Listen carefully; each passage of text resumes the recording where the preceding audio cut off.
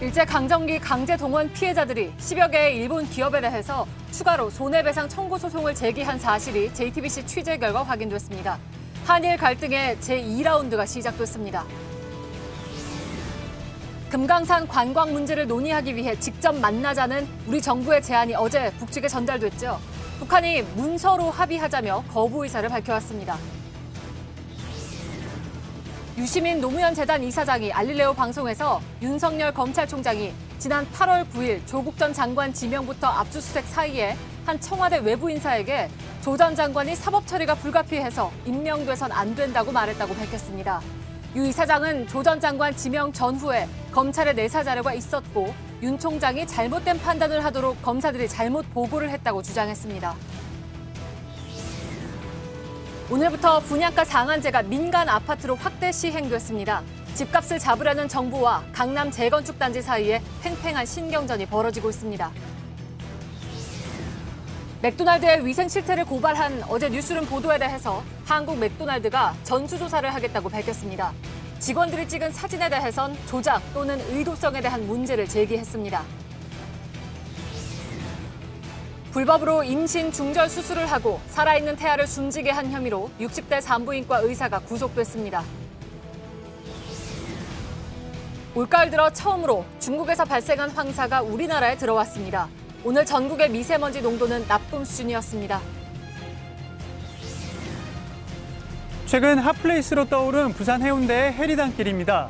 작고 개성 있는 가게들이 많아서 최근 이곳을 찾는 사람들이 많다고 하는데요. 그런데 이쪽을 보면은 이렇게 흉물스러운 펜스가 쳐져 있어서 사람들의 통행을 막고 그 안쪽에 있는 가게들의 시야도 막고 있습니다. 상인들은 고의적으로 알박기를 해서 영업을 방해하고 있는 것이 아니냐며 크게 반발하고 있는데요. 잠시 후 밀착 카메라에서 전해드립니다.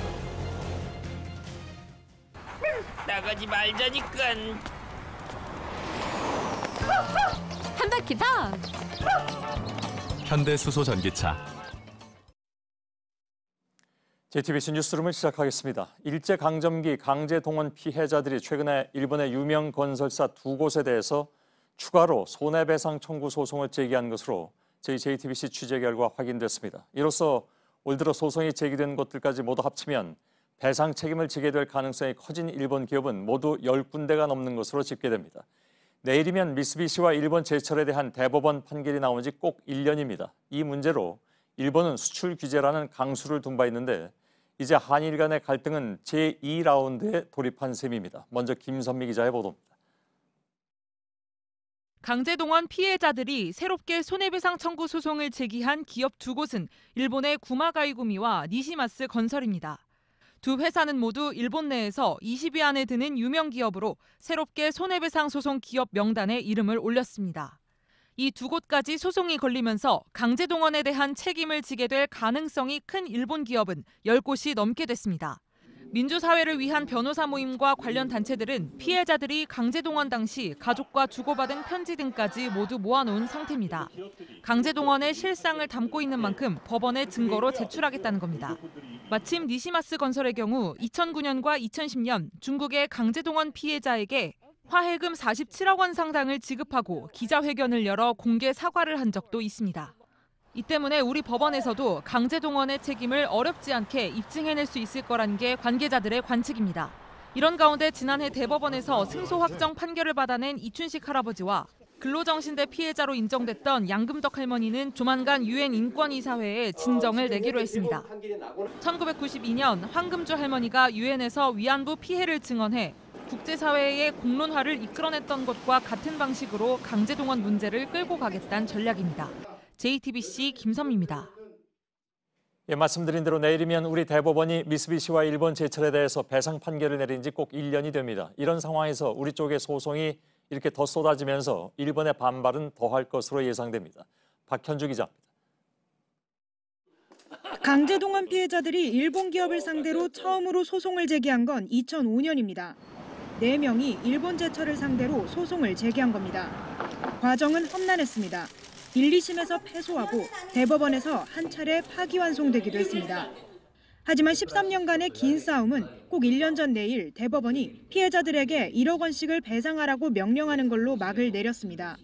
이제 이 판례가 생긴 만큼 새롭게 제기된 소송들의 경우 대법원의 판결이 빨라질 수 있습니다. 문제는 일본의 반발입니다. 대법원 판결 9개월여 만에 일본 정부는 사법부의 판단을 행정부더러 뒤집으라는 억지를 쓰며 수출 규제에 돌입했습니다.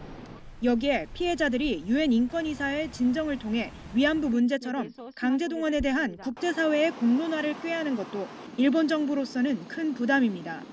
이들 조치의 여파에 따라 한일 충돌도 2라운드에 돌입할 가능성이 큰 겁니다. 이에 대해 정부 당국자는 피해자 개인이 제기한 소송에 정부가 개입할 수는 없다면서도 강제 동원 문제 등에 대한 한일 간 포괄적 협의가 필요한 상황이라고 말했습니다. JTBC 박현주입니다. 일본 정부는 당연히 1년 전 우리 대법원의 배상 판결도 통째로 무시하고 있습니다. 이 때문에 이르면 연말부터 강제 동원 일본 기업들의 한국 내 자산을 현금화하는 조치를 취할 수밖에 없는 상황인데 오늘 일본의 외무상은 그렇게 하면 가만히 있지 않겠다는 취지로 엄포를 놓고 나섰습니다. 이한길 기자입니다. 일본 외무상은 오늘 기자회견에서 강제동원 배상을 위해 일본 기업의 한국 내 자산을 현금화하는 것 있어서는 안 될 일이라고 주장했습니다. そのようなことが起こった場合は、日韓関係はさらに深刻な状態になる。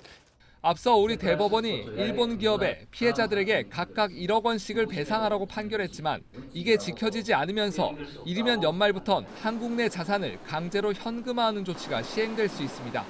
하지만 일본은 판결을 통째로 무시한 채 오히려 엄포를 놓은 겁니다. 모태기 외무상은 지난달 강경화 외교부 장관에게도 이런 입장을 명확하게 전달했다고 덧붙였습니다. 그러면서 1965년 한일 협정으로 개인의 청구권은 말소됐다는 주장도 한 번 더 되풀이했습니다. でも今ですね、韓国側が国際法違反の状態を一刻も早く是正することが必要だと思っておりまして。 앞서 지난주 이낙연 총리를 만난 아베 총리도 한국 대법원 판결은 국제조약을 깬 것이라며 같은 논리를 편바했습니다. JTBC 이한길입니다. 이렇게 대법원의 판결이 나온 지 1년이 됐지만 배상 절차는 제대로 진행되지 않고 있습니다. 강제동원 피해자인 이춘식 할아버지는 자신 때문에 일본의 수출 규제가 시작된 것 같다는 말까지 한 바가 있죠. 이수진 기자가 이춘식 할아버지와 역시 피해자인 양금덕 할머니를 다시 만나봤습니다. 이수진 기자입니다. 소송에서 이기면 사과와 배상을 받을 수 있을 거라고 생각했습니다. 하지만 기대는 또다시 무너졌습니다. 일본 사과를 해야 돼. 우리가 생각하거든. 시간이 갈수록 마음은 급해집니다. 초조해져 혼자 쓸쓸해지지. 또렷했던 기억도 자꾸 흐릿해져 갑니다. 기억력이 심하게 정신이 이거리를 함께 이제 모르겠어. 일본 제철에 대한 우리 법원의 압류 절차는 답보 상태입니다. 지난 1월 보낸 압류 소장은 일본 제철에 전달도 되지 않았습니다. 일본 외무성이 이유도 설명해주지 않고 지난 7월 소장을 돌려보냈기 때문입니다. 대법원 소송에서 이겼지만 배상을 받지 못하고 있는 이유입니다. 빨리 돌려보내줘야 되는데 그걸 6개월이라는 시간 동안 가지고 있으면서 돌려보냈다는 거에 대해서도 좀 속이 상했어요. 90 넘은 할아버지가 지금 이 결과를 계속 기다리고 있고 남은 생존자들은 일본이 시간 끌기를 하고 있다고 비판합니다. 그러나 절대 지지 않겠다고 말합니다. 우리 죽기만 바래. 나이가 다 90이 넘어나서 끝까지 해볼 거예요. 끝까지 지면 안 돼. 늙어서라도 이렇게 원한을 풀어준다고 저 좋은 일 있게 해준다건데 고맙지. JTBC 이수진입니다. 검찰은 오늘 조국 전 법무장관의 동생 조모 씨에 대한 두 번째 구속영장을 청구했습니다. 웅동학원 채용 비리의 관련자들을 해외로 도피시킨 혐의 등이 추가됐습니다. 또 검찰은 구속된 조 전 장관의 부인 정경심 교수도 세 번째로 불러서 조사했습니다. 여성국 기자가 전해드립니다. 검찰이 조국 전 장관의 동생 조모 씨에게 추가로 적용한 혐의는 두 가지입니다. 강제집행 면탈과 범인 도피 혐의입니다. 강제집행 면탈은 조 씨가 웅동학원의 공사대금과 관련한 강제집행을 피하기 위해 허위로 소송을 제기해 한국자산관리공사에 손해를 끼쳤다는 겁니다. 또 범인 도피는 앞서 웅동학원 채용 비리와 관련해 구속된 사람들을 해외로 도피시키며 자금도 지원했다는 내용입니다. 앞서 검찰은 조 씨에게 업무상 배임과 업무방해, 증거인멸 교사 등 혐의를 적용해 구속영장을 청구했습니다. 하지만 법원은 다툼의 여지가 있고 건강 등의 이유를 들어 기각했습니다. 다만 검찰은 최근 조 씨가 추가로 고소된 내용을 포함시키지 않았다고 밝혔습니다. 조 씨에 대한 관련 조사가 이뤄지지 않았기 때문입니다. 이와 함께 검찰은 오늘 정경심 교수를 구속된 뒤 세 번째로 불러 조사했습니다. 또 정 교수의 자산을 관리해준 증권사 직원 김모 씨에 대한 조사도 다시 진행했습니다. JTBC 여성국입니다. 예, 법무부가 피의 사실 공표와 관련해서 당초 마련했던 규정안을 고치기로 했습니다. 국민의 알 권리를 침해한다는 비판이 나오자 기소 이후에 필요할 경우에 예외적으로 공개를 할 수 있는 정보를 추가한 것입니다. 논란의 여전은 여전히 남아 있습니다. 이도성 기자의 보도입니다. 지난달 법무부가 수사 단계별로 알릴 수 있는 정보를 규정한 공보준칙을 폐지하고 수사 첫 단계부터 법원 판결 확정까지 정보 공개를 막는 규정안을 만든다는 사실이 알려지자 국민 알 권리를 침해한다는 지적을 받았습니다. 이 규정 초안은 재판에 넘겨진 후에도 정보 공개를 막아 부작용이 우려된다는 지적이 많았습니다. 최근 법무부는 수정안을 마련했습니다. 공정한 재판을 받을 권리를 침해할 우려가 있다면 예외적으로 정보를 공개할 수 있게 규정안을 고쳤습니다. 공적 인물의 경우 실명과 지위도 알릴 수 있게 했습니다. 하지만 공개 가능한 시기를 기소 이후로 제한해 고소고발 단계부터 공개할 수 있었던 기존 공보준칙에선 크게 후퇴했습니다. 법무부는 새 규정안에 전문 공보관을 두는 조항도 넣었습니다. 대신 공보관 이외 수사기관 관계자가 언론에 접촉하면 감찰을 실시할 수 있게 했습니다. 부당한 수사 과정에 대한 내부 고발은 더 어려워진 셈입니다. 법무부는 또 언론이 오보를 내면 정정보도나 반론보도를 청구하고 기자의 브리핑 참석과 청사 출입까지 막을 수 있도록 했습니다. 수사에 비판적인 기사가 나오면 수사기관이 자의적으로 제동을 걸 수 있다는 우려도 나옵니다. 법무부 관계자는 최종안은 아닌 것으로 한다며 이번 달 안에 최종 확정할 것이라고 밝혔습니다. JTBC 이도성입니다. 문재인 대통령의 어머니 강한옥 여사가 숙환으로 별세했습니다. 문 대통령은 오늘 예정됐던 일정을 마치고 곧바로 부산의 병원으로 향해서 임종을 지켰습니다. 심수미 기자입니다. 문재인 대통령의 어머니 강한옥 여사가 오늘 저녁 7시경 92세의 나이로 별세했습니다. 숙환으로 부산의 한 병원에서 입원 치료를 받아온 강 여사는 최근 병세가 급격히 악화됐습니다. 문 대통령은 오늘 병원을 찾아 어머니의 임종을 지켰습니다. 함경남도 함주 태생의 강 여사는 1950년 흥남 철수 때 남한으로 내려왔습니다. 문 대통령은 피난살이 가운데 이남 3녀를 길러낸 어머니에 대한 고마운 마음을 여러 차례 드러냈습니다. 자서전 운명에는 구멍가게를 운영하고 연탄 배달을 하며 고생한 어머니의 이야기가 자세히 담겨 있습니다. 피난살이가 너무 힘들어서 정말 도망가고 싶을 때가 여러 번이었는데 우리 이제 남한 천지에 아는 사람 한 명 없더라. 그래서 도망을 못 가셨다는 거예요. 문 대통령은 3일간 가족장을 치를 예정입니다. 청와대 고민정 대변인은 고인의 뜻에 따라 장례는 가족들과 차분하게 치를 예정이며 조문과 조화는 정중히 사양하겠다는 대통령의 뜻을 전했습니다. JTBC 심수혜입니다. 문희상 국회의장이 공수처법을 오는 12월 3일에 본회의에 넘기겠다고 밝혔습니다. 당초에 민주당은 오늘 본회의에 넘겨달라고 요구한 것을 감안하면 시간은 좀 미뤄졌지만 사실상 올해 안에 표결에 붙이겠다는 입장을 분명히 한 것입니다. 서복현 기자입니다. 12월 3일은 문희상 국회의장이 선택한 사실상의 절충안입니다. 민주당은 오늘부터 공수처법을 국회 본회의에 올릴 수 있다고 했지만 한국당은 내년 1월 말부터 가능하다고 주장해왔습니다. 바른미래당과 대한신당 등이 선거법 우선 처리를 주장한 것도 영향을 줬습니다.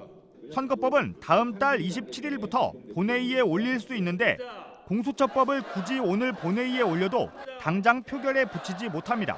문 의장은 대신 공수처법을 올해 안에 표결에 붙이겠다는 뜻도 명확히 했습니다. 12월 3일 사법개혁 법안이 본회의에 부의된 이후에는 신속하게 처리할 생각임도 분명히 밝혀집니다.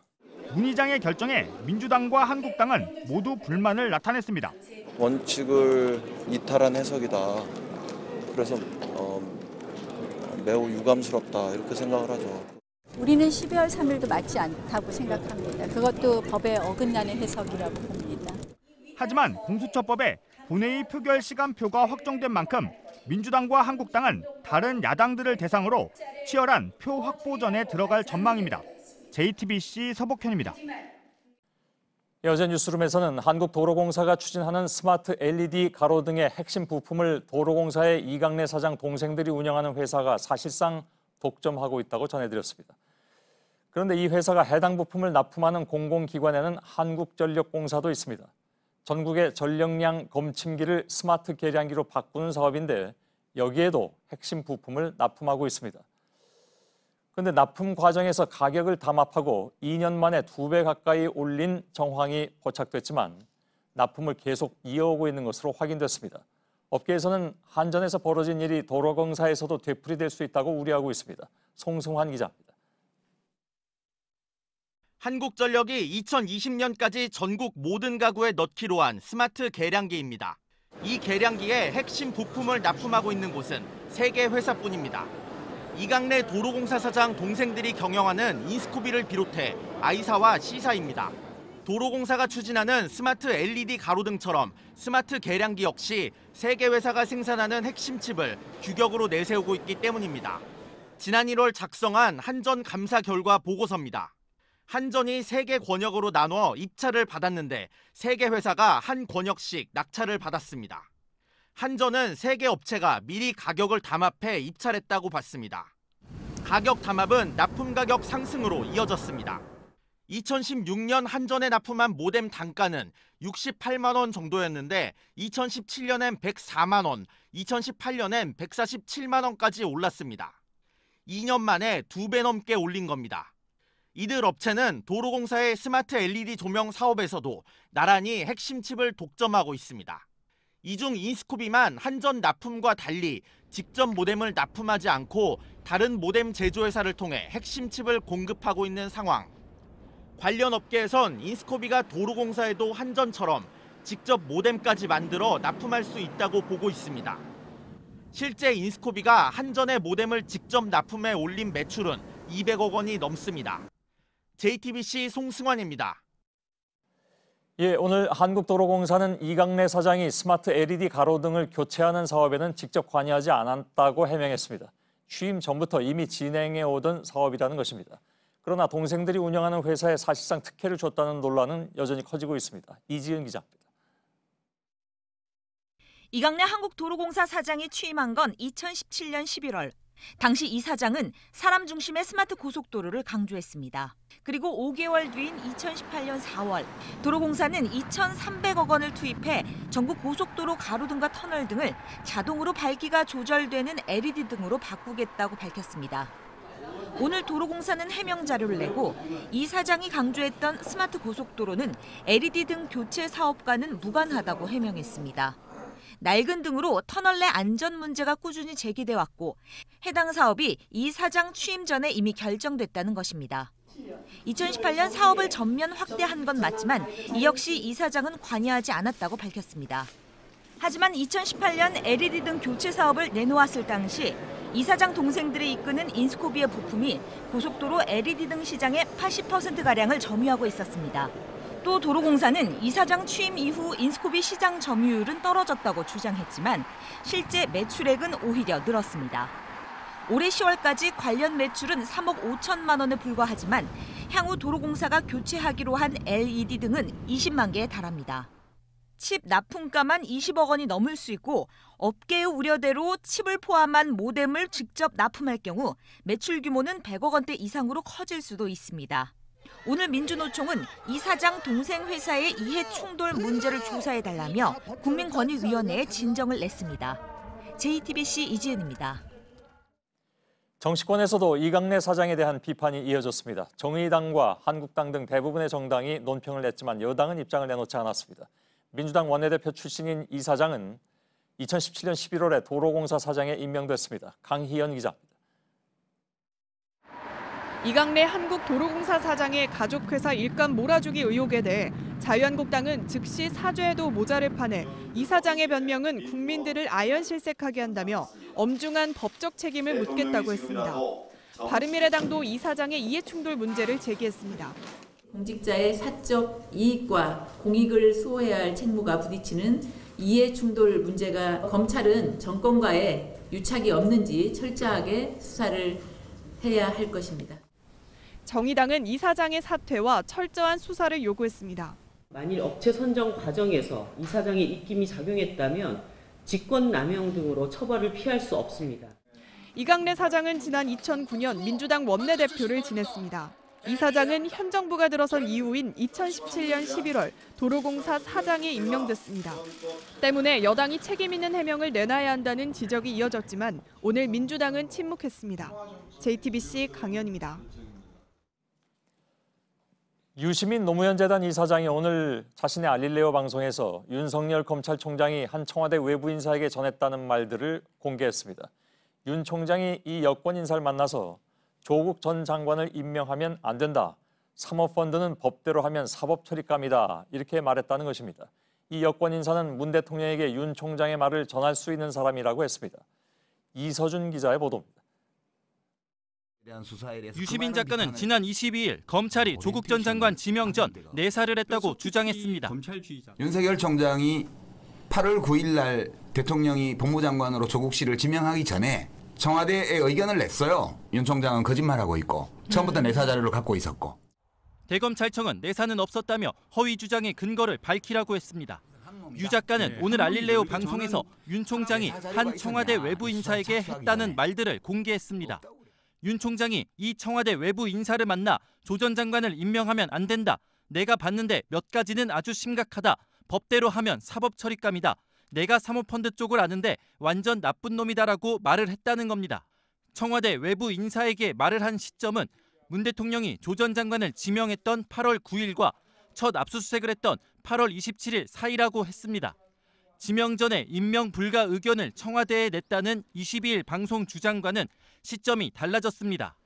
사모펀드 관련 언론 보도는 업계 관계자 발로 8월 14일쯤부터 나왔고 고발장은 8월 19일 접수됐습니다. 유 작가는 윤 총장이 장관이 되어도 날아갈 사안이다. 대통령을 직접 뵙고 보고 드리고 싶다. 이건 대통령을 향한 내 충정이다라고 말했다고도 했습니다. 유 작가는 검찰 내사 자료가 있었기 때문에 윤 총장이 이 같은 말을 할 수 있었다고 주장했습니다. 윤 총장이 만났다는 청와대 외부 인사는 문 대통령에게 말을 전할 수 있는 위치의 사람이라고 했습니다. 유 작가는 내사는 불법도 아니고 잘못한 일도 아니라며 대검찰청이 왜 부인하는지 모르겠다고 했습니다. 유 작가는 검사들이 내사 단계에서 판단 착오를 했거나 윤 총장에게 과장해서 보고했을 수 있다며 윤 총장이 검사들에게 속았을 수 있다고도 주장했습니다. JTBC 이서준입니다. 자, 이와 같은 유시민 이사장의 주장에 대해서 검찰이 내놓은 반응은 있는지 서울중앙지검에 나가 있는 취재기자 연결하겠습니다. 박병현 기자가 나가 있습니다. 자, 이 유 이사장의 오늘 방송 내용 검찰 쪽에서 다 들었을 텐데 우선 그 내용을 잠깐 좀 요약을 해야 될 것 같습니다.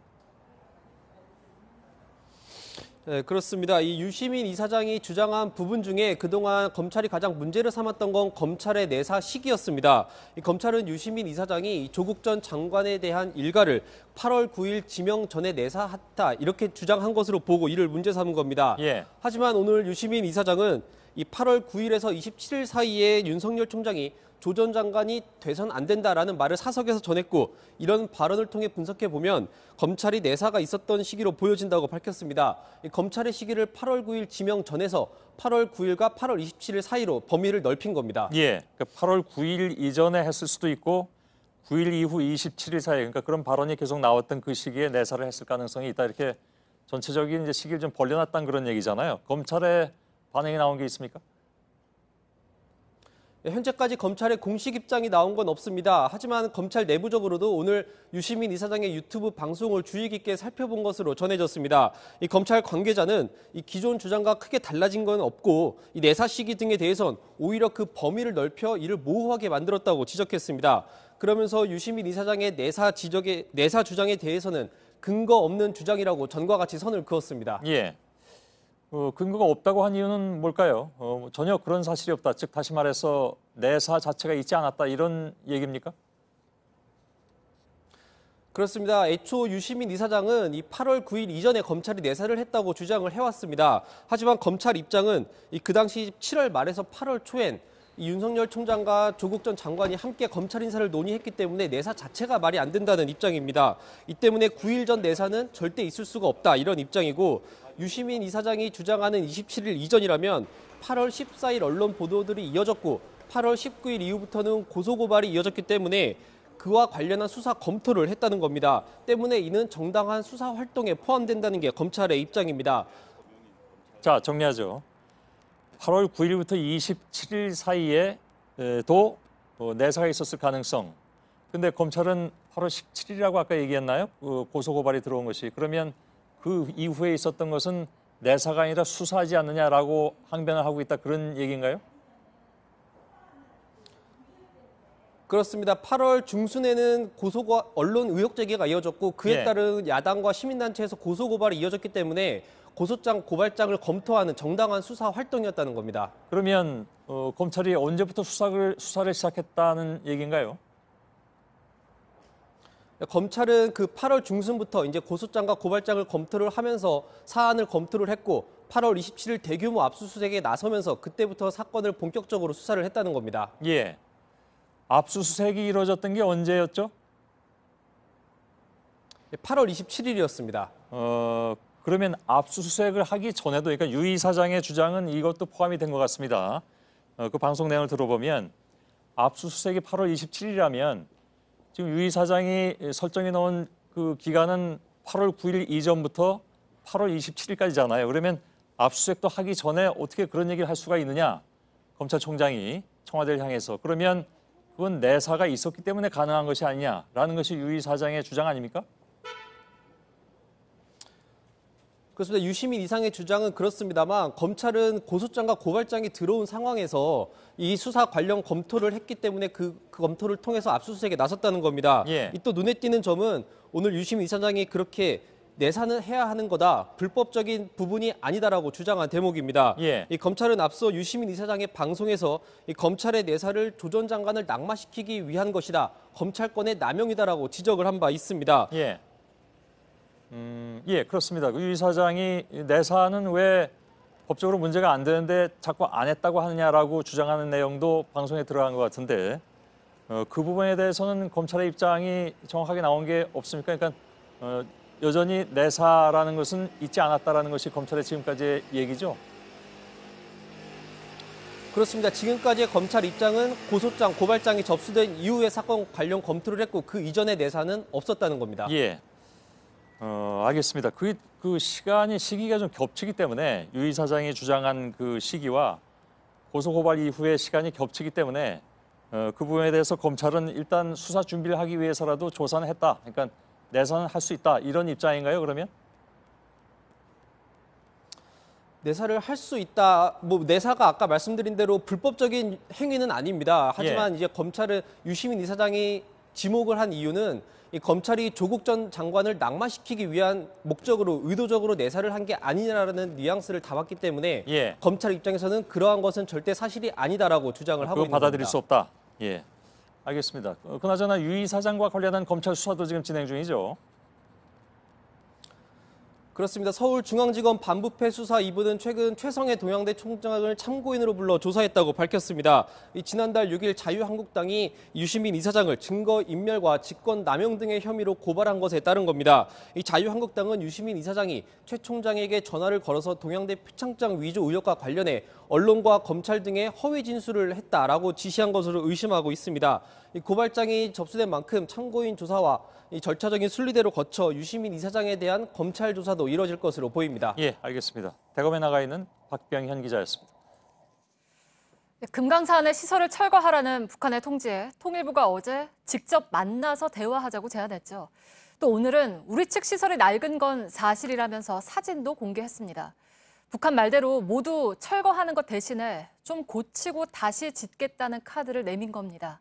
북한은 직접 만나진 않을 테니 문서로 하라고 답해왔습니다. 이참에 얼굴 보고 대화 물꼬라도 터보겠다는 우리 정부의 대놓고 거절 의사를 밝힌 겁니다. 어환희 기자입니다.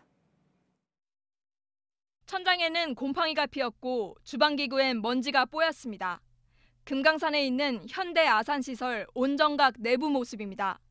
해금강 수상호텔도 곳곳에 녹이 슬었습니다. 10년간 방치된 시설들은 대부분 상태가 비슷합니다. 이들 사진은 모두 통일부가 공개한 겁니다. 통일부는 이런 현실을 인정하고 실무 협상이 열리면 낡은 시설 교체를 대화 의제로 올릴 계획이었습니다.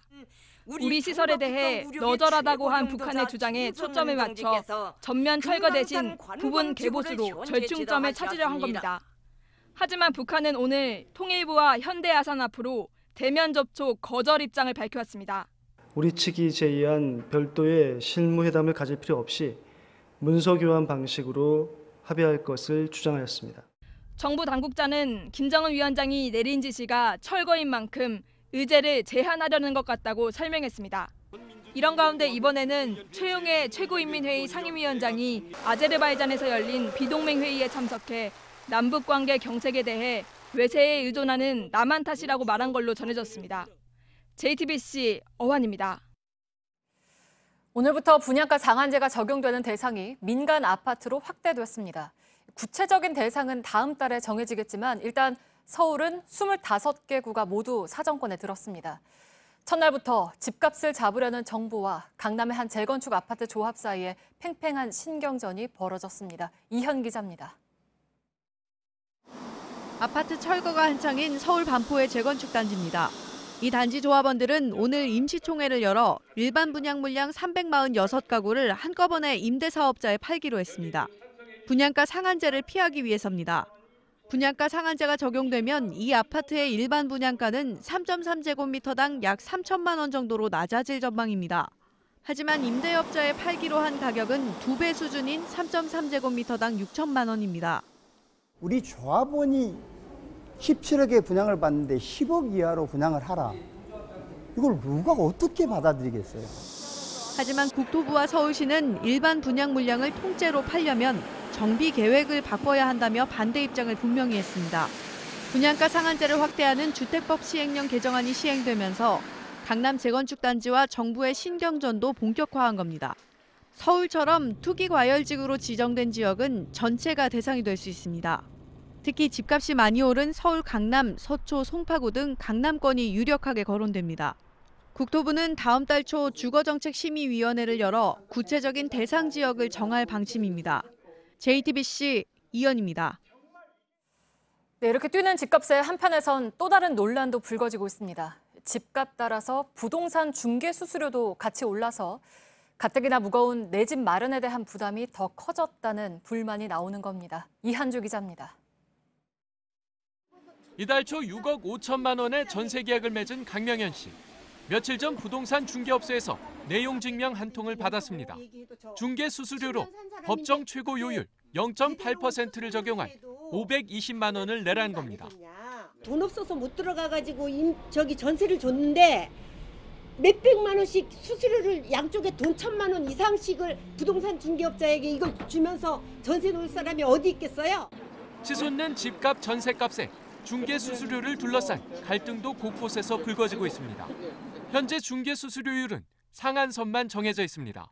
집값이 오를수록 수수료도 비싸지는 구조입니다. 중개업소의 서비스는 바뀐 게 없는데 집값이 오르면서 수수료만 비싸졌다는 불만이 나옵니다.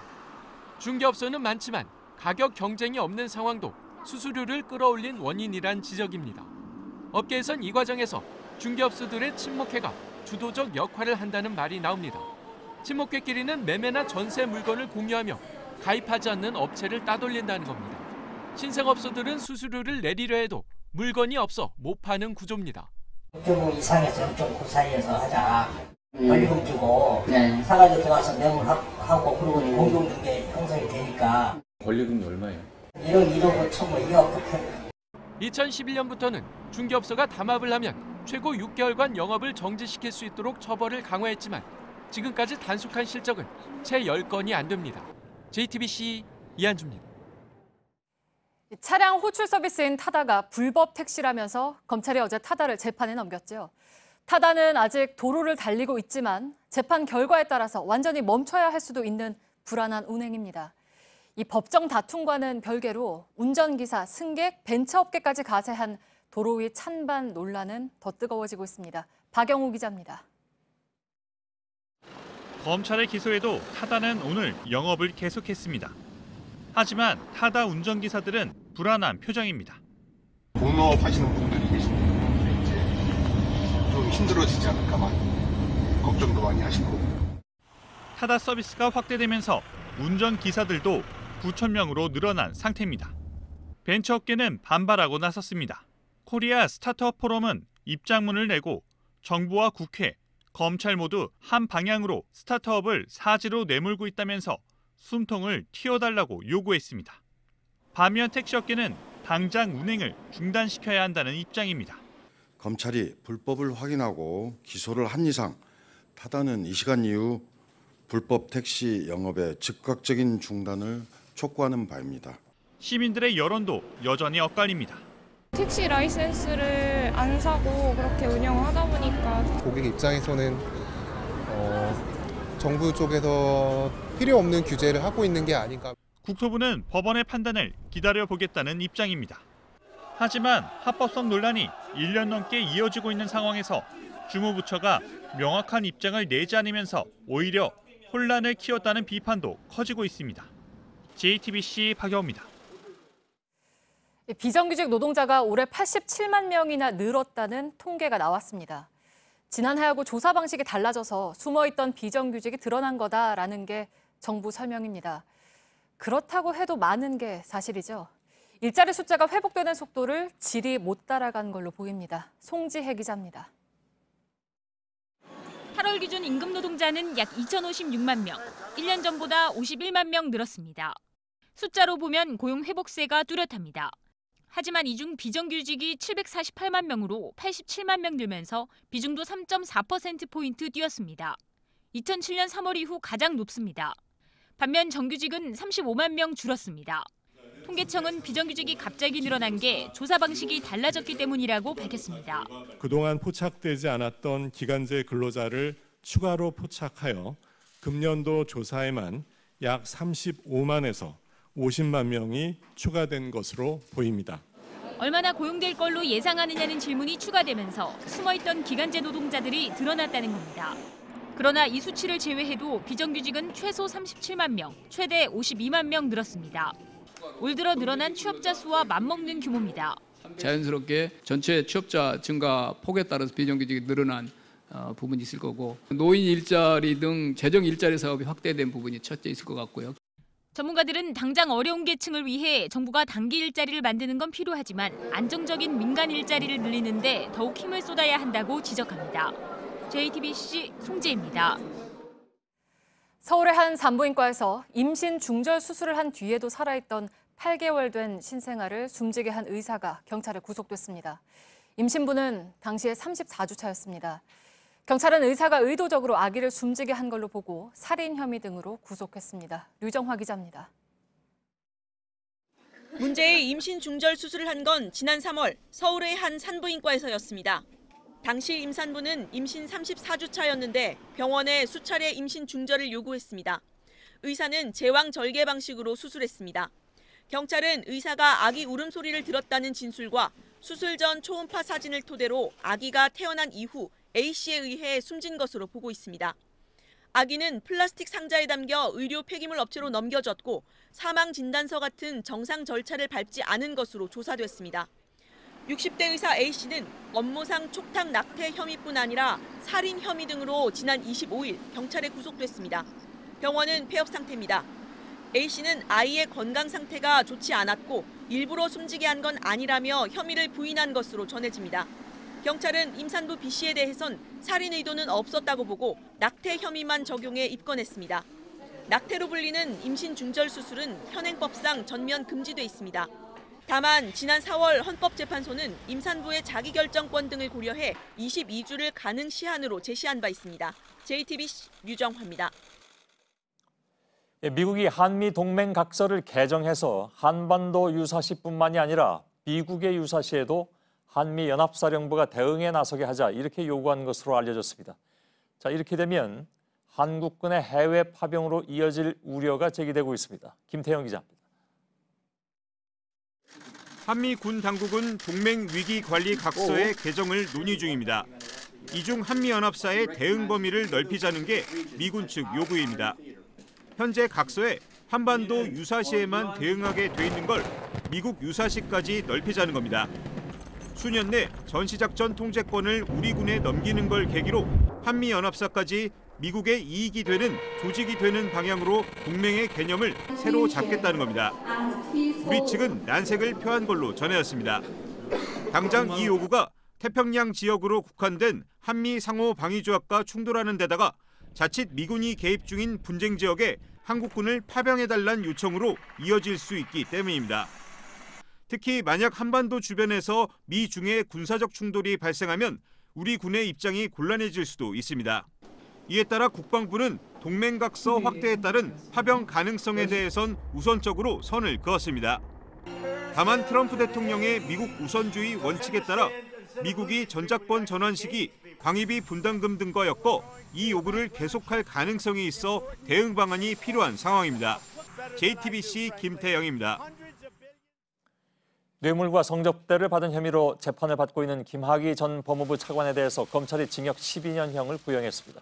김 전 차관은 제기된 모든 혐의를 부인했습니다. 김 전 차관은 소위 별장 동영상 속 인물이 저라고 하는데 아무리 생각해도 기억이 나지 않는다고 흐느껴서 재판이 한 차례 중단되기도 했습니다. 오늘 법원에서는 아동과 청소년 25명의 성착취 영상을 촬영하고 판매해온 남성이 2심에서 감형받은 일이 있었습니다. 이 남성은 앞서 같은 혐의로 구속됐지만 집행유예 판결로 풀려난 상태에서 범행을 되풀이한 것으로 드러났습니다. 당시 적발된 사진과 영상만 6,000개가 넘습니다. 임지수 기자의 보도입니다. 42살 우모 씨는 3년 전 모바일 채팅으로 성범죄 대상을 찾았습니다. 유명 보컬 강사로 속이고 13살에서 17살 사이 아이들에게 접근한 겁니다. 아이들의 마음을 얻은 뒤엔 성관계를 요구했고 이를 촬영했습니다. 피해자들 눈앞에선 영상을 지웠지만 이후 복구 앱으로 되살려내 보관했습니다. 검찰이 확보한 관련 사진과 동영상은 6,197개. 이 중 일부는 채팅방에서 돈을 받고 공유했고 외장하드를 통째로 팔기도 했습니다. 지난 4월 1심 재판부는 우 씨에 대해 징역 10년을 선고했습니다. 아동 청소년을 성적 도구로 삼은 데다 피해 여성들 규모를 가늠하기 어렵다고 봤습니다. 특히 우 씨는 2017년에도 같은 혐의로 구속됐다가 집행유예로 풀려난 상태에서 범행을 되풀이했습니다. 오늘 2심 재판부는 형량이 줄어든 징역 9년을 선고했습니다. 1심에서 인정한 일부 범행 시기가 잘못됐다며 형량을 다시 정한 겁니다. 피해자 4명이 합의 의사를 밝힌 점도 고려됐습니다. 법원은 우 씨에 대한 전자발찌 부착 명령 청구도 기각했습니다. 우 씨 범행이 전자장치 부착법에서 말하는 성폭력에 해당하지 않는다는 이유입니다. 얼마 전 영국에선 5살 아동 등의 성착취 영상을 만들어 공유한 20대 남성이 22년형을 선고받고 얼굴이 공개됐습니다. JTBC 임지수입니다. 정부가 대학 입시에서 정시를 늘리고 자사고와 외고는 2025년에 일반고로 바꾸겠다고 했습니다. 당장 입시를 앞둔 학생과 학부모들의 혼란도 커지고 있습니다. 학원가에도 문의가 쏟아지고 있다고 하는군요. 백민경 기자입니다. 중학교 3학년 학생들은 혼란스럽습니다. 다음 달이면 고등학교 지원서를 내야 하기 때문입니다. 먼저 준비한 애들이 있을 텐데 갑자기 되도록이게 바뀌어버리면 당황스럽고 약간 불리하다고 생각할 수 있을 것 같아요. 중3 같은 경우에는 고등학교를 어딜 가야 될지 많이 물어봐요. 강세 지역인 파락군, 목동 이런 쪽으로 이 수요는 많겠죠. 대입을 준비하는 고등학생도 혼란스럽긴 마찬가지입니다. 조사를 해서 정리를 해야 되는 거니까 시간이 많이 걸리긴 해요. 어떻게 해야 될지 모르겠어요. 정시도 해야 되고 수시도 해야 되는데 다 챙기려면. 학원가에는 문의 전화가 잇따르고 있습니다. 교육정책은 여론조사하듯이 발표되다 보니까 상담 등록 이런 부분들이 한 30-40% 정도는 좀 많아졌다. 국회에서는 정시 확대를 주제로 토론회도 열렸습니다. 정시 확대가 완벽한 제도는 아니지만 현재로서 저희가 취할 수 있는 가장 최선이 아닐까. 정시를 통해서 선발 인원을 더 늘려주는 것이. 지난해 대입제도 개편안이 나온 지 1년 만에 방향이 바뀌면서 당분간 혼란은 피할 수 없을 전망입니다. JTBC 백민경입니다. 아프리카 대륙 남쪽에 있는 칼라하리 지역입니다. 보츠와나와 나미비아에 걸쳐 있고 거의 모래로 덮여 있습니다. 부시맨으로 알려진 산족이 살고 있는 곳이기도 하죠. 바로 여기에서 20만 년 전에 지금의 인류가 탄생했다는 연구 결과가 나왔습니다. 인류가 아프리카에서 처음 나타났다는 것은 이미 알려진 것이지만 정확한 발상지가 어딘지 또 여기에 살다가 떠난 이유는 무엇인지를 밝혀낸 것은 처음입니다. 조민진 기자입니다. Our study addresses the question who we are, where we came from, and what caused the diversity in terms of genetics, in terms of linguistics, culture, and ethnicity. 한국과 호주, 남아프리카 공화국 공동연구팀은 인류의 가장 오래된 혈통을 추적했습니다. 20만 년 동안 아프리카 남부 칼라하리 지역에 살고 있는 L0 혈통입니다. L0 혈통의 후손 198명을 새로 찾아 혈액을 뽑았고 어머니 쪽에서만 유전되는 미토콘드리아 DNA를 분석했습니다. 기존 연구에 더해 유전자 계통 지도를 완성했고 유전자가 어떻게 달라지는지 살펴봤습니다. 그 결과 기후가 바뀌면서 사는 곳을 옮겼다는 사실을 파악했습니다. 햇빛과 빗물의 양에 따라 만들어지는 녹지를 쫓아서 이주했는데 13만 년 전엔 북동쪽으로, 11만 년 전엔 남서쪽으로 갔습니다. 연구팀은 기후변화가 인류 진화에도 영향을 줬다는 게 처음 확인됐다고 설명했습니다. JTBC 조민진입니다. 멧돼지가 나타났다는 소식을 요즘 거의 매일 전해드립니다.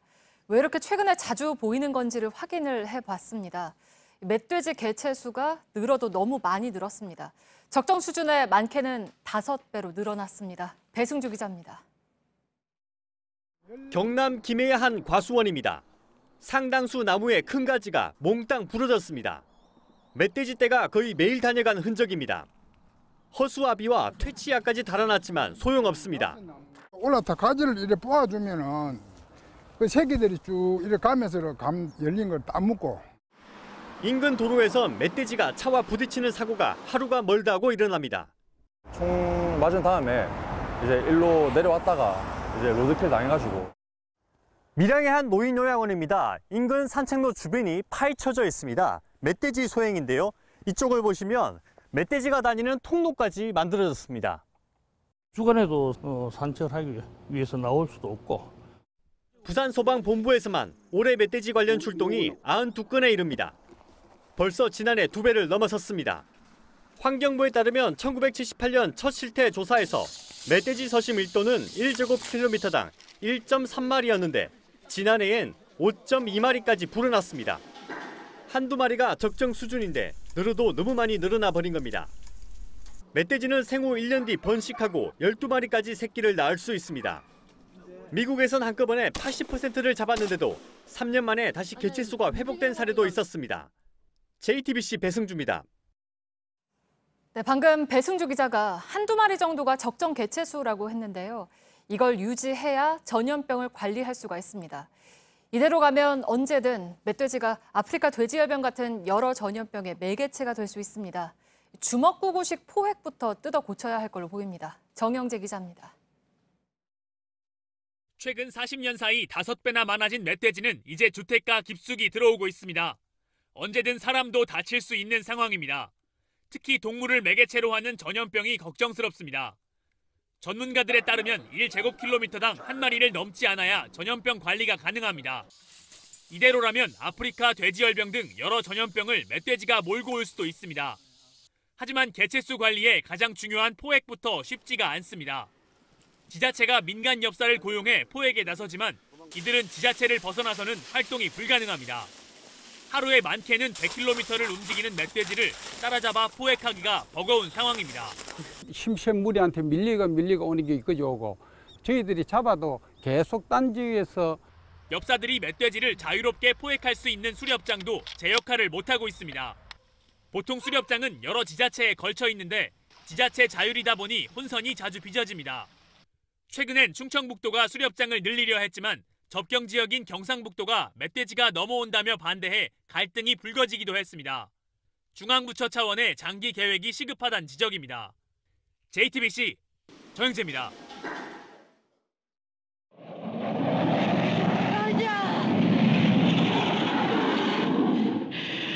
모두들 푸른 곳으로 가는데 네, 1961년 영화 오발탄은 정부가 검열을 하는 과정에서 이런 대사가 문제가 돼서 상영을 멈추게 됩니다. 2년이 지나서야 겨우 다시 극장에 걸렸지만 가자라는 대사는 아예 빠졌습니다. 당시 검열 이유서에는 가자라는 말이 지나친 현실 도피를 의도했다고 봤습니다. 지금 돌아보면 말도 안 되는 이유죠. 올해가 100년이 된 한국 영화, 오늘은 이렇게 검열이란 이름으로 시대마다 싹둑싹둑 잘려나간 영상들이 공개됐습니다. 강나현 기자입니다. 왜 이러는 거야? I love you. 너랑. 춤바람이 난 교수 부인의 이야기를 그린 이 영화는 상영 전날까지 검열을 통과하지 못하다 4군데가 잘린 채 겨우 세상에 나왔습니다. 입맞춤과 포옹 장면이 문제였습니다. 1919년 영화 의리적 고토로 첫걸음을 뗀 우리 영화 역사. 그러나 일제강점기라는 시대적 상황 속에 영화 역시 검열과 통제를 받았습니다.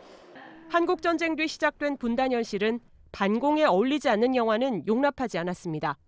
현실 비판에 날세우던 1970년대 유신체제에선 무기력한 청춘의 모습도 잘려나갔습니다. 이 세상 모든 것은 가짜 아닌가?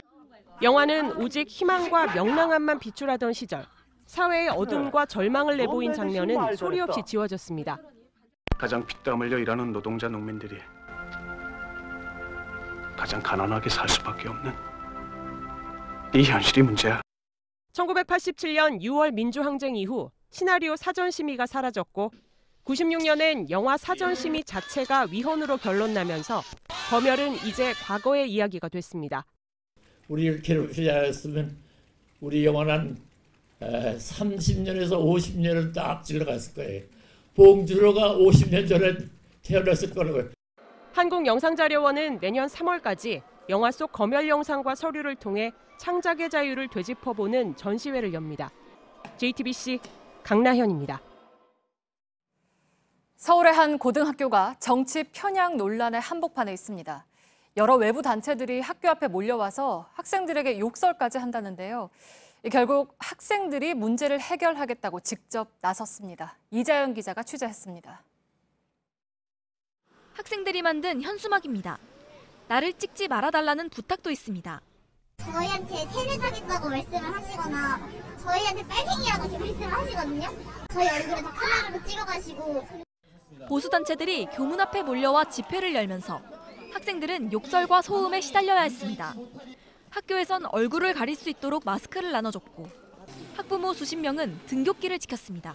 여기서부터 저기 여기서 거의 1m 간격을 해서 저 끝까지 해서 계속의 여린 아이들이 되게 정신적인 스트레스를 되게 많이 받아서 좀 많이 걱정이 되니까 나온 거예요. 학생들은 해결 방법을 찾겠다며 토론회를 열었습니다. 교사나 외부 단체는 개입하지 말라는 데 뜻을 모았습니다.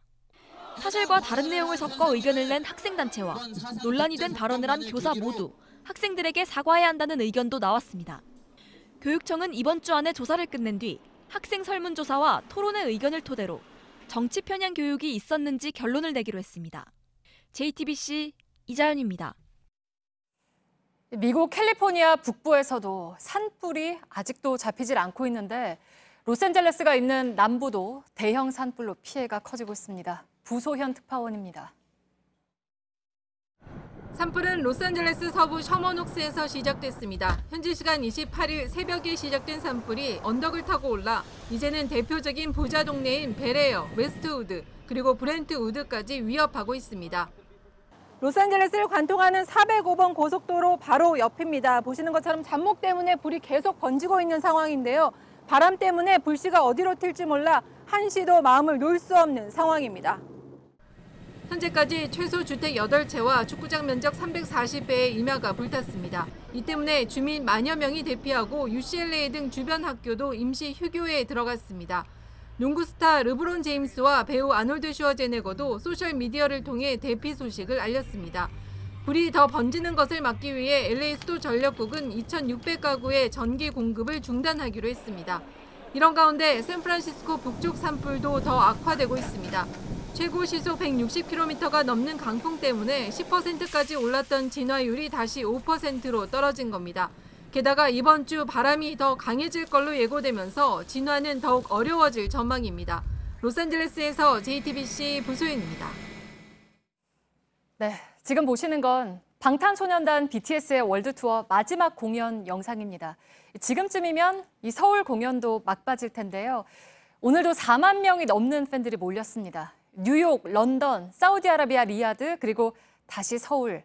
BTS의 월드투어는 1년 2개월 동안 전 세계 206만 명을 만나는 진기록을 남겼습니다. 권근영 기자가 보도합니다. 서울 강남의 한 건물에 만든 방탄소년단 BTS 기념품점.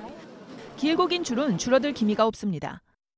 From 6:30 in the morning, we queue up up there. 전 세계 팬들은 BTS의 이야기로 채워진 이곳에서 저마다 사진을 찍으며 추억을 쌓았습니다. 이번 투어 마지막 공연이 열리는 서울 잠실 주경기장도 다르지 않았습니다. 4만 명 넘는 팬들이 몰렸습니다. I love you, BTS. 자신을 사랑하라. BTS의 Love Yourself 투어는 수많은 최초 기록을 남기며 K-팝의 역사를 또 한 번 흔들었습니다.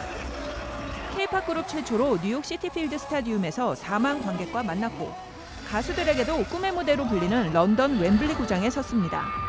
좀처럼 가기 힘든 사우디아라비아에서 해외 가수 최초로 대규모 공연을 열었습니다.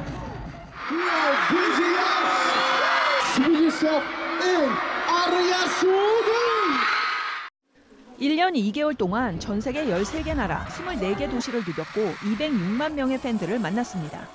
한 사람의 하나의 역사, 한 사람의 하나의 별 75개의 빛으로 빛나는 75가지의 world. 6년 전 만들어졌을 때만 해도 이름조차 어색했던 BTS는 전 세계 청춘들의 이야기를 노래로 풀어내며 세계를 하나로 연결하는 문화적 상징이 됐습니다. JTBC 권근영입니다.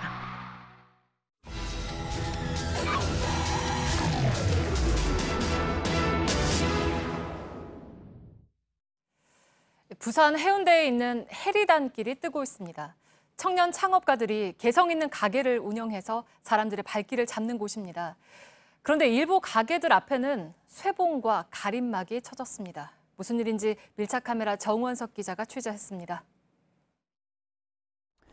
해운대 안쪽으로 아직 재개발이 되지 않은 오래된 마을입니다. 옛 해운대 기차역은 폐쇄됐지만 그 뒤쪽으론 작고 개성 있는 가게들이 생겨나면서 서울 경리단길 이름을 따서 해리단길로 불리게 됐는데요. 지난해에는 부산의 10대 히트 상품으로 꼽히기도 했습니다.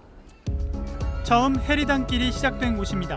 그런데 펜스가 가로막고 있습니다. 이달 초 상점 앞 땅을 경매로 낙찰받은 땅 주인이 경계를 표시하며 가게 앞 통행을 막은 겁니다. 가게 바로 앞에 펜스를 쳐놓다 보니까 이렇게 간격이 좁아서 성인 한 사람이 겨우 드나들 수 있는 정도입니다. 사정이 이렇다 보니까 영문을 잘 모르는 손님들 같은 경우에는 이곳이 공사 중이거나 문을 닫은 줄 알고 그냥 지나치기 일쑤입니다. 이런 식으로 저희가 상상 못한 거죠. 이게 사람이 사실 하실 행동이 아니니까. 영업에 지장이 생기면서 잠시 운영을 중단한 곳도 있습니다. 급격하게 매출도 떨어지고 그리고 저희는 솔직히 너무 의욕이 없어요. 진짜 하루아침에 그야말로 날벼락을 맞은 상태니까. 단골 손님들은 남일 같지 않습니다. 젊은 사람들이 이렇게 애를 써가지고 이 거리를 조성을 했잖아요. 네. 근데 갑자기 와가지고 자기 이익 챙기기 위해서 이렇게 막 억지를 부리니까. It spoils the scenery because it's kind of ugly. We're from Greece, but this one I've never seen before. Nobody can build something. 이 쇠막대를 땅속에 고정시키기 위해서 지난주에 뚫어뒀던 구멍입니다. 가게하고 너무 가깝다 보니까 문을 여닫을 수도 없었다고 하는데요. 문만이라도 열게 해달라고 사정사정을 하니까 그제서야 10cm 정도를 바깥으로 옮겨줬다고 합니다. 점주들은 부당하다며 서명운동을 벌입니다. 몇십 년을 길을 이래 다니는데 여기 청년 그 사학과들 장사하는데 말이야 이렇게 해갖고 장사 되겠어요? 장주인은 건축법상 문제가 되지 않는다는 입장. 이 땅에 건물을 올릴 계획이라고 말합니다. 이거는 누구나 건축가라고 하면은 적지만은 정말 족적을 남길 수 있는 상가 이런 거리에 아주 탐내는 프로젝트입니다. 오히려 가게들이 허락 없이 자신의 땅을 사용하고 있다고 주장합니다. 제 땅 위에 그 건물이 있다고 저는 판단했어요. 실제로 측량을 해보니까 제 땅 위에 있지는 않더라고요. 그렇다 하더라도 독점적으로 저기서 사용하시는 권리가 있는 게 아니거든요. 문제가 되고 있는 짜투리 땅이 여기뿐만이 아닙니다. 이쪽에도 쇠 막대가 박혀 있고 그 앞쪽으로는 파란 페인트로 표시가 되어 있는데요. 이 가느다란 폭의 땅, 그리고 반대편으로 가보시면 이 가게들 앞으로 나 있는 이 인도 사이의 좁은 이 땅까지 모두 사들여서 이 주변 상인들의 불안감이 커지고 있습니다. 저희도 저런 식으로 입구도 막혀버릴 수도 있는 상황인 거고 저희는 최악의 상황까지는 저희는 뒷문으로 손님을 들어와야 되나 그런 생각까지 저희는 하고 있거든요. 우려가 현실이 돼 이틀 뒤 도로 측량을 한다는 내용 증명이 점포에 발송됐습니다. 인접한 주택은 월 127만 원에 토지 사용료를 내라는 요구를 받았습니다. 땅 소유자이기에 법적으로 문제가 되진 않지만 매매 차익이나 사용료를 노리기 위한 게 아닌지 주민과 상인들은 의심하고 있습니다. 구청은 해결책을 마련해보겠다고 했지만 아직 뚜렷한 방법은 없어 보입니다.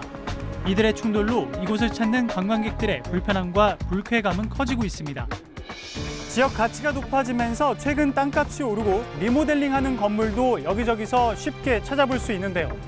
해당 토지주의 주장대로 이곳에 건축물이 들어설 수 있을지는 아직 알 수 없지만 지역이 뜨니 상생보단 이해관계의 논리가 앞서는 현실이 씁쓸할 따름입니다. 밀착 카메라 정원석입니다.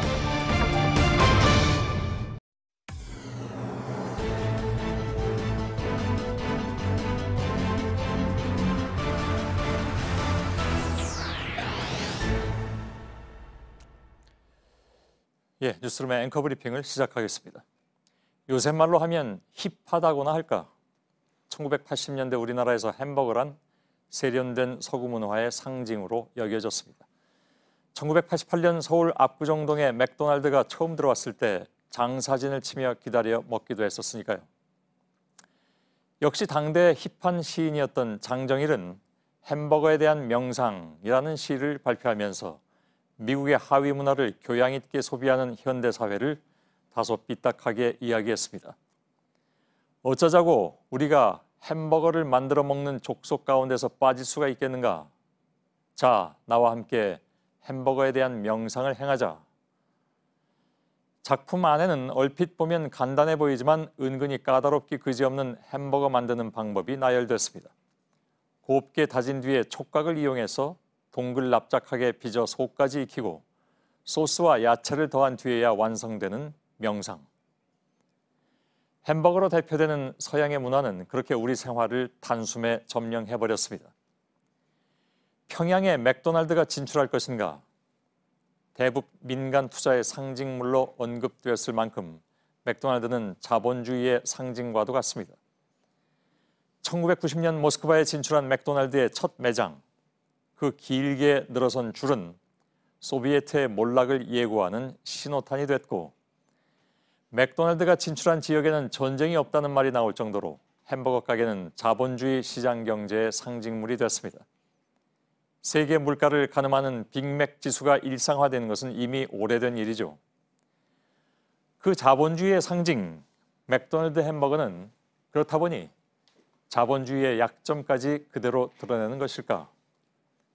값싸고 간편한 그 음식은 효율성이 필연적으로 가져오곤 하는 부작용을 의심받습니다. 더구나 문제 제기는 내부에서 불거졌죠. 맥도날드가 있는 곳에 전쟁은 없다는 큰 담론 말고 우리에게 필요한 것은 그들이 모토로 내세우고 있는 깨끗함일 뿐. 햄버거에 대한 명상. 장정일 시인은 햄버거를 만들기 위해서는 먼저 마음을 비우고 명상해야 한다고 조언했습니다. 이 까다롭고 주의사항이 많은 명상 끝에 맛 좋고 영양 많은 미국식 간식이 만들어진다 이렇게 얘기했는데 그들은 이 까다롭고 주의사항이 많은 명상을 제대로 수행하고 있는 것인가?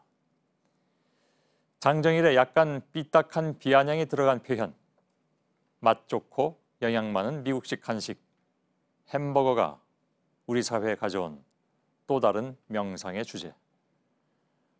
오늘의 앵커 브리핑이었습니다.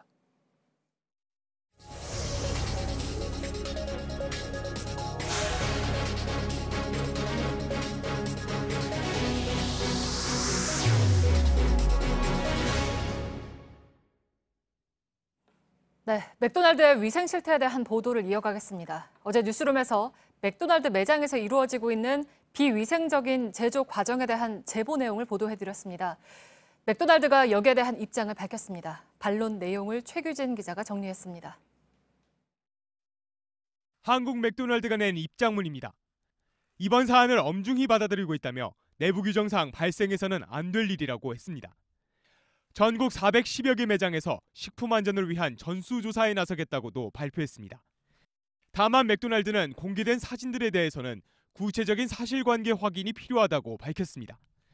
JTBC에 사진을 보낸 제보자가 전현직 관계자인지 제3자인지 현재로선 신원을 알 수 없다며 매장 관리자에 해당하는 인물이 이를 개선하지 않았다면 심각한 문제라고 했습니다.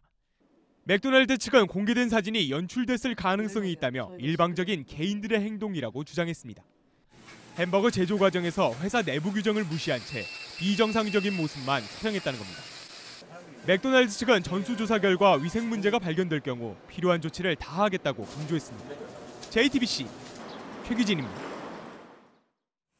네, 이렇게 한국 맥도날드는 사진이 조작됐을 가능성과 제보자의 신원에 대한 의문을 제기했습니다. 저희는 제보의 신빙성이 크다고 판단을 했는데요. 맥도날드의 반론에 대한 뉴스룸의 입장을 하예빈 기자가 전해드립니다. 한국 맥도날드는 익명의 제보자가 관계자인지 제3의 인물인지 알 수 없다고 했습니다. 사진을 제보한 전 현직 직원들은 JTBC의 신분을 밝히고 육성으로 인터뷰했습니다. 취재진은 제보자들이 구체적인 근거를 토대로 어느 지점에서 일했는지도 확인했습니다. JTBC는 취재원을 보호하기 위해 이들의 신원을 제공할 수 없다는 입장을 한국 맥도날드에 전달했습니다. 한국 맥도날드는 사진이 조작됐을 가능성도 제기했습니다. 그 근거로 패티의 온도를 측정하는 사진을 입장문에 넣었습니다. 패티의 심부의 온도계를 찌르지 않고 패티와 패티 사이에 온도계를 대 맥도날드 내부 절차와 다르다는 것이었습니다. 하지만 JTBC는 입장문에 실린 사진을 보도한 적이 없습니다.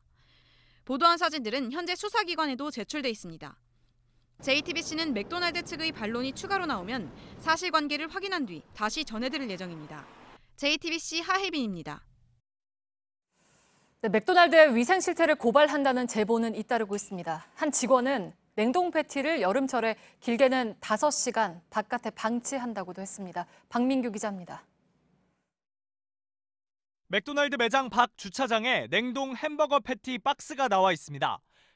지난달 국내 한 맥도날드 매장 직원 A씨가 배달된 식재료가 방치돼 있는 모습을 직접 찍은 겁니다. A씨는 이 사진을 JTBC에 제보하며 이런 일이 자주 있다고 주장했습니다.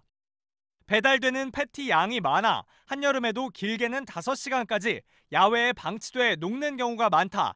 패티를 굽는 기계나 튀김 기계에 기름때가 흥건하고 선반에 곰팡이가 슬어 썩어 있다고 했습니다. 이에 대해 한국 맥도날드는 입고 과정 중 촬영된 것으로 보인다며 해당 매장의 사실 확인 후 필요한 조치가 있다면 취하겠다고 답했습니다. 감자튀김에서 금속 물질이 나왔다는 내용의 고객 제보도 있었습니다. 첫입 딱 씹는데 딱딱한 무엇인가가 이빨에 걸렸어요. 까만색 약간 철 같은 쇠의 질감이 났고 본사로 보낼 거다라는 말씀을 듣고 그리고 오늘 29일이죠. 오늘까지 한 번도 연락이 없었어요. 한국 맥도날드는 현재 조사 중이라고 전해왔습니다. 오늘 맥도날드 서울시청점 앞에선 시민단체가 철저한 수사를 촉구하는 기자회견을 열었습니다. 햄버거로 인한 피해를 호소하는 아이의 어머니는 매장 앞에서 1인 시위를 했습니다. 맥기코리아 대변을 하는 대리인들은 억울하다고 그래요. 제 앞에서. 시은이보다 더 억울할까요? 되묻고 싶습니다. JTBC 박민규입니다.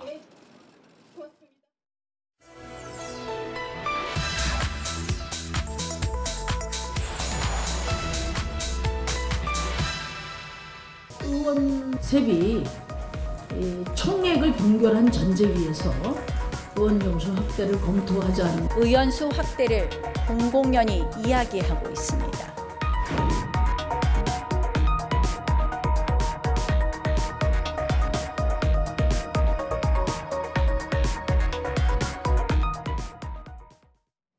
네, 의원 정수 확대 논의가 다시 수면 위로 올라왔습니다. 오늘 홍준표 전 한국당 대표는 미국 사례를 언급하면서 미국을 기준으로 하면 우리 국회의원은 81명이 맞다라는 취지의 글을 올리기도 했는데요. 팩트체크 이가혁 기자와 따져보겠습니다. 네. 일단 홍 전 대표가 미국 사례를 언급한 거는 어떻게 봐야 합니까? 미국 현재 인구와 상하원 의원 수를 나눠보면 의원 한 명이 대표해야 하는 국민이 61만 명 정도로 나옵니다. 홍 전 대표가 쓴 글의 취지대로 이 비율을 그대로 우리나라 인구수 5천만 명이라고 해서 적용하면 81명 정도 계산이 나오는 것은 맞습니다. 네, 그러면 이런 미국의 사례를 적정한 의원 정수를 따지는 기준으로 볼 수가 있는 겁니까? 그렇게 볼 근거가 없습니다. 미국은 OECD 국가 중에서 인구 대비 의원 수가 가장 적은 국가이기 때문입니다. 의원 1인당 인구수를 보시죠. 의원 한 명이 대표해야 할 인구가 많다는 것은 의원 수가 그만큼 적다는 뜻입니다. 우리나라는 국회의원 1인당 국민 17만 명꼴로 OECD 회원국 중에서 최하위권입니다. 꼴찌인 미국은 의원 1인당 무려 73만 명으로 의원 수가 인구 대비 가장 적습니다. 아무런 문제가 없느냐? 아닙니다. 미국 학계에서도 우리 하원 의원 수가 인구에 비해 적다, 대표성이 떨어진다, 늘려야 한다 이런 지적이 나오고 있습니다. 이 그래프는 미국 내 연구 결과인데요. 역시 다른 나라 의원 수를 인구 대비와 비교를 하고 있습니다. 미국이 가장 선 아래로 쳐져 있는데 네. 그게 의원 수가 가장 부족한 나라라고 미국 스스로도 분석하고 있는 겁니다. 네. 근데 그렇다고 해서 우리 국회가 의원 정수를 늘리는 게 과연 맞는 거냐 여기에 대한 논란도 지금 있잖아요. 그러니까 일도 제대로 안 하는데 우리 세금만 더 드는 거다라는 네. 논란인 거죠? 맞습니다. 실제로 국민들이 그렇게 느낄 만한 지표가 있습니다. 나라별로 국회의원이 받는 보수가 그 나라 1인당 GDP의 몇 배인지를 나타낸 그래프인데요. 한국은 5.27배로 일본, 이탈리아에 의해서 3위입니다. 네, 그러니까 국회의원 보수는 우리나라가 최상위권인 건데 많이 받는 만큼 일도 잘하면 좋을 텐데 그렇지 않다라는 지표가 있죠. 네, 같은 자료에 있는 보수 대비 의회 효과성도 보시죠. 받는 보수에 비해서 얼마나 일을 잘하느냐를 나타낸 지표입니다. 1위 노르웨이를 1로 놓고 비교한 건데요. 한국은 저 맨 끝에 0.01로 끝에서 두 번째였습니다. 최하위는 이탈리아였습니다. 네, 그러니까 보수는 최상위인데 효율성은 최하위다. 이 지표가 참 많은 걸 말해주는 거겠죠. 네, 국회의원 정수 문제는 사실 나올 때마다 계속 논란이 되고 있습니다. 네. 단순히 다른 나라와 의원 수나 또 세비 규모를 비교하는 수준을 넘어서 국민이 체감하는 효능감, 또 국민들이 우리 국회에 보내는 불신, 이런 거에 대해서도 먼저 고민해 볼 필요가 있습니다. 네, 팩트체크 이가혁 기자였습니다.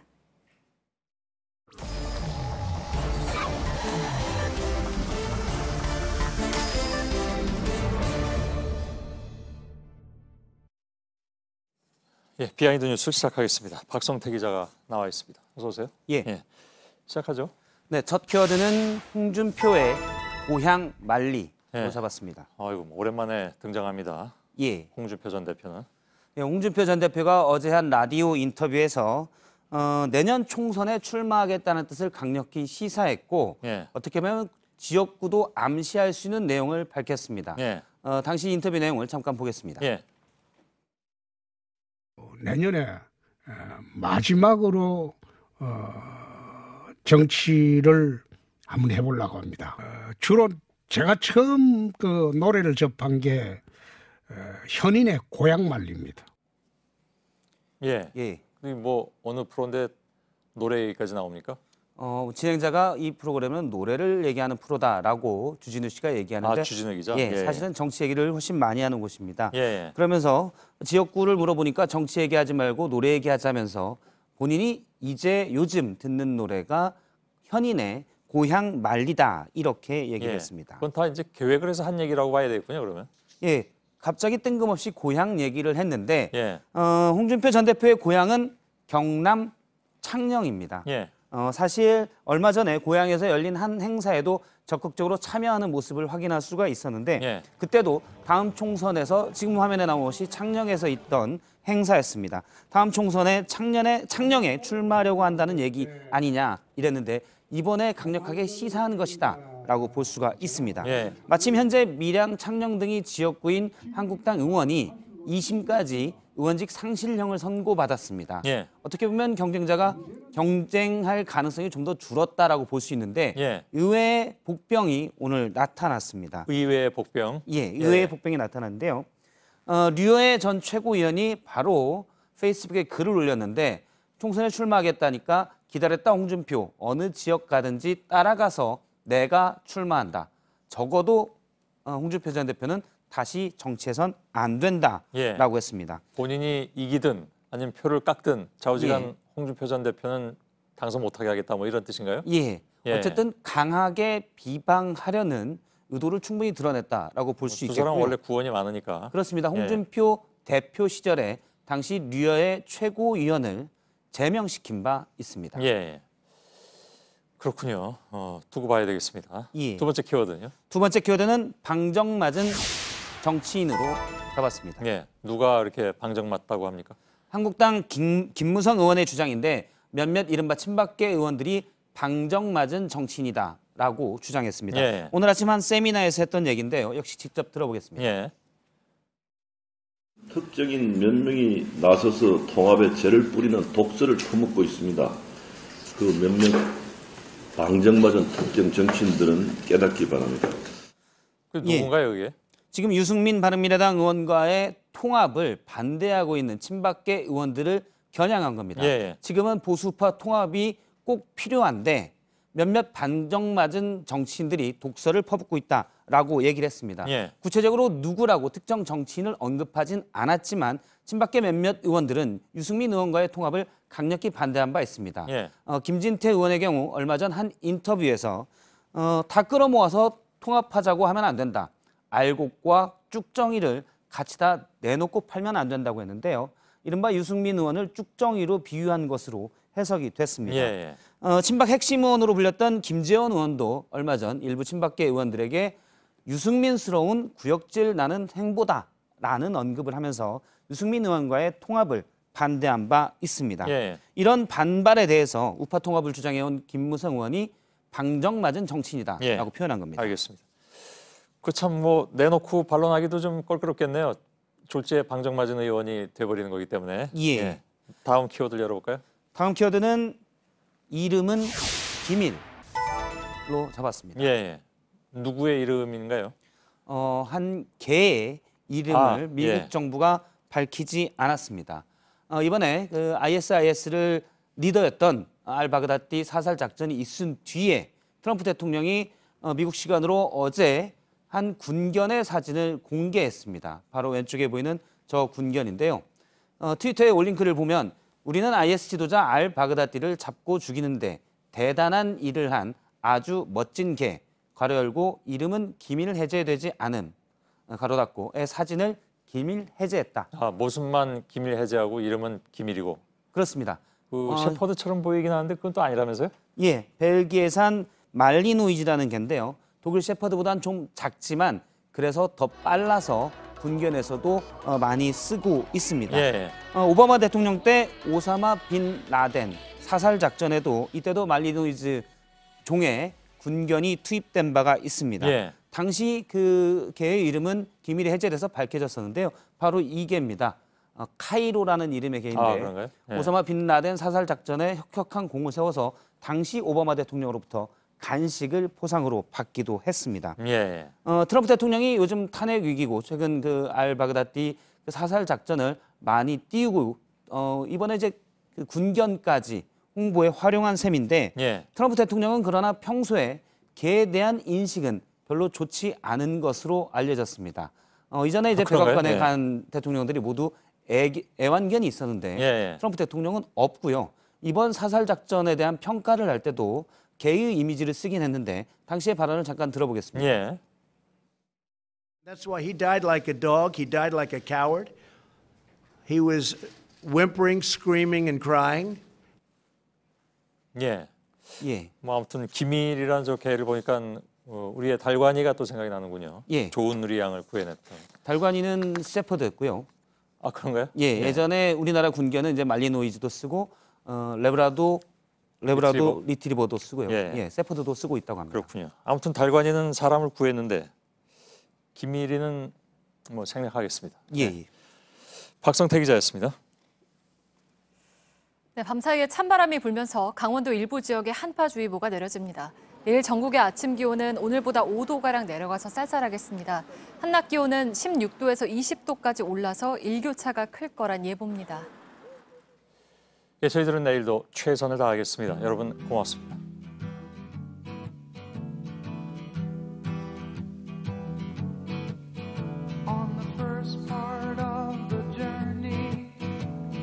Looking at all the life, there were plants and birds and rocks and things, there was sand and